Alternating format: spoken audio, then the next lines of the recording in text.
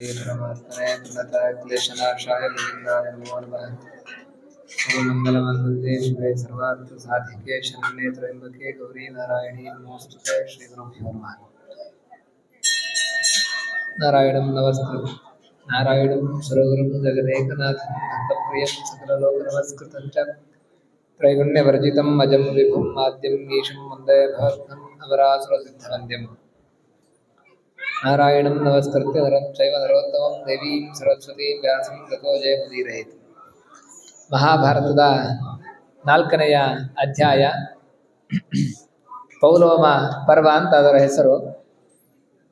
ಶೌನಕರು ತಾವು ಅಗ್ನಿಹೋತ್ರಾದಿಗಳನ್ನು ಮಾಡುವುದಕ್ಕೆ ಹೋಗಿದ್ದಾರೆ. ಆ ಸಮಯದಲ್ಲಿ ಸೂತರು ಹಿಂದಿನ ಅಧ್ಯಾಯದ ಕೊನೆಯಲ್ಲಿ ಉದಂಕನ ಚರಿತ್ರೆಯನ್ನ, ಆ ಮೂಲಕ ನಮ್ಮ ದಿನನಿತ್ಯದ ಕಾಲಚಕ್ರದ ವಿವರಣೆಯನ್ನ ನಮಗೆ ನೀಡಿ ಈ 4ನೇ ಅಧ್ಯಾಯದಲ್ಲಿ ಸೂತರು ಪುನಃ ಪ್ರಶ್ನೆಯನ್ನ ಮಾಡ್ತಾರೆ. ನಾನು ನಿಮಗೆ ಉದಂಕನವರೆಗೆ ಚರಿತ್ರೆಗಳನ್ನು ತಿಳಿಸಿದ್ದೇನೆ, ಮುಂದೆ ಯಾವ ಒಂದು ಮಹಾತ್ಮರ ಚರಿತ್ರೆಯನ್ನ ನೀವು ತಿಳಿಬೇಕು ಅಂತ ಹೇಳಿ ಬಯಸ್ತೀರಿ, ಅದನ್ನ ಹೇಳಿ, ನಾವು ಅದನ್ನು ನಿಮಗೆ ಹೇಳ್ತೇವೆ ಅಂತ ಹೇಳಿ ಹೇಳ್ತಾರೆ. ಆಗ ಅಲ್ಲಿದ್ದ ಉಳಿದಂತಹ ಎಲ್ಲ ಋಷಿಗಳು ಕೂಡ ಶೌನಕರು ಮಹಾಜ್ಞಾನಿಗಳು, ಆದ್ರಿಂದ ಅವರು ಬರುವವರೆಗೆ ಕಾಯಿರಿ, ಅವರು ಅನುಷ್ಠಾನದಲ್ಲಿ ಇದ್ದಾರೆ, ಅವರು ಬಂದ ತಕ್ಷಣ ಅವರ ಅಪೇಕ್ಷೆಯ ಮೇರೆಗೆ ಮುಂದಿನ ಕಥೆಯನ್ನ ಪ್ರಾರಂಭ ಮಾಡಿ ಅಂತ ಹೇಳಿ ಈ 4ನೇ ಅಧ್ಯಾಯದಲ್ಲಿ ಇಷ್ಟು ವಿಚಾರಗಳು ಬರ್ತದೆ. 5ನೇ ಅಧ್ಯಾಯ ಇದೇ ಮುಂದುವರಿದ ಭಾಗ, ಅದರ ಹೆಸರು ಪೌಲೋಮ ಪರ್ವ ಅಂತ ಹೇಳಿ ಹೆಸರು. ಇಲ್ಲಿ ಪುನಃ ಶೌನಕರು ಬಂದು ಈ ರೀತಿಯಾದ ಸೂತರ ಬಳಿ ತನ್ನ ಪೂರ್ವಜರ ವೃತ್ತಾಂತವನ್ನ, ಶೌನಕರು, ಅವರಿಗೆ ಶೌನಕ ಅಂತ ಯಾಕೆ ಹೆಸರು ಬಂತು, ಅವರ ಹಿಂದಿನ ತಲೆಮಾರುಗಳಲ್ಲಿ ಯಾರೆಲ್ಲ ಋಷಿಗಳು ಆಗಿ ಹೋಗಿದ್ದಾರೆ ಅವರ ಇತಿಹಾಸವನ್ನ ತಿಳಿಸ್ತಾ ಬರ್ತಾರೆ, ಅದನ್ನ ಪ್ರಶ್ನೆ ಮಾಡ್ತಾರೆ. ಅದಕ್ಕೆ ಸೂತರು ಆ ಒಂದು ಶೌನಕರ ವಂಶಾವಳಿಯನ್ನ ನಮಗೆ ಹೇಳುವುದಕ್ಕೆ ಪ್ರಾರಂಭ ಮಾಡ್ತಾರೆ. ಅದರಲ್ಲಿ ಬ್ರಹ್ಮನಿಂದ ಅಗ್ನಿಯಲ್ಲಿ ಹುಟ್ಟಿದಂತಹ ಋಷಿಗಳು ಭೃಗು ಮಹರ್ಷಿ. ಆ ಭೃಗು ಮಹರ್ಷಿಯಲ್ಲಿ ಚ್ಯವನ ಅನ್ನುವಂತಹ ಒಬ್ಬ ಪುತ್ರ ಋಷಿಯಾಗಿ ಹುಟ್ಟುತ್ತಾನೆ. ಅವನಿಗೆ ಚ್ಯವನ ಅಂತ ಹೇಳಿ ಯಾಕೆ ಹೆಸರು ಬಂತು ಅಂತ ಹೇಳಿಯೇ ನಮಗೆ ತಿಳಿಸುವುದಕ್ಕೆ ಈ ಪರ್ವಕ್ಕೆ ಪೌಲೋಮ ಪರ್ವ ಅಂತ ಹೆಸರು. ಭೃಗುವಿನ ಹೆಂಡತಿಯ ಹೆಸರು ಪುಲೋಮ ಅಂತ ಹೆಸರು. ಅವಳು ಗರ್ಭಿಣಿಯಾಗಿರ್ತಾಳೆ, ತನ್ನ ಉದರದಲ್ಲಿ ಮಗು ಇರ್ತದೆ.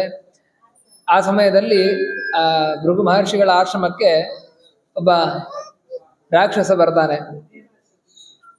ರಾಕ್ಷಸನ ಹೆಸರು ಕೂಡ ಪುಲೋಮ ಅಂತ.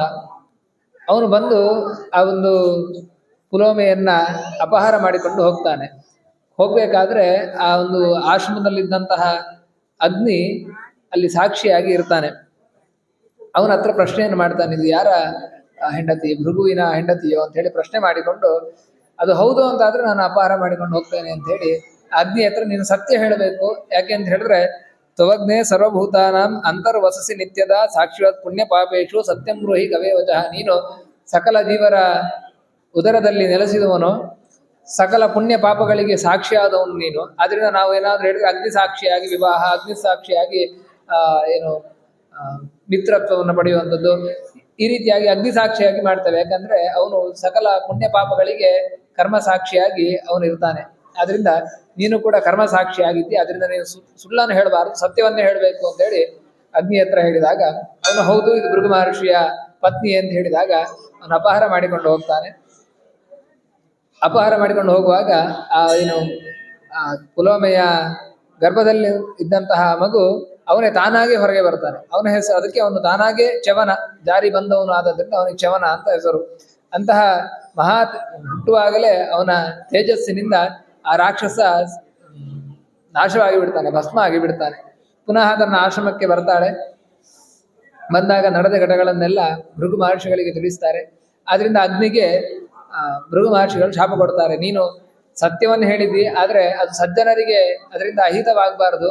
ಆದ್ರೆ ನೀನು ಕರ್ಮಸಾಕ್ಷಿ ಅಂತೇಳಿ ಅವನು ಹೇಳಿದ್ರಿಂದ ಸತ್ಯವನ್ನು ಹೇಳಿದ್ದಿ, ಆದ್ರೆ ಸಜ್ಜನೆಯಾದಂತಹ ಆ ಪುಲೋಮೆಯನ್ನು ಅಪಹರಿಸಿಕೊಳ್ಳುವುದಕ್ಕೆ ಕಾರಣನಾಗಿದ್ಯಾದ್ದರಿಂದ ನೀನು ಸರ್ವಭಕ್ಷಕನಾಗು, ಸಕಲ ಪದಾರ್ಥಗಳನ್ನು ಕೂಡ ನೀನು ತಿನ್ನುವಂತೆ ಆಗಲಿ ಅಂತ ಹೇಳಿ ಅವನಿಗೆ ಸರ್ವಭಕ್ಷಕ ಅಂತ ಹೇಳಿ ಸರ್ವಭಕ್ಷಕನಾಗುವಂತ ಶಾಪವನ್ನು ಕೊಡ್ತಾರೆ. ಮುಂದಿನ ಕಥೆಯನ್ನು ನಾಳೆ ದಿವಸ ನೋಡೋಣ. ಶ್ರೀಕೃಷ್ಣ ಅರ್ಪಣಮಸ್ತು.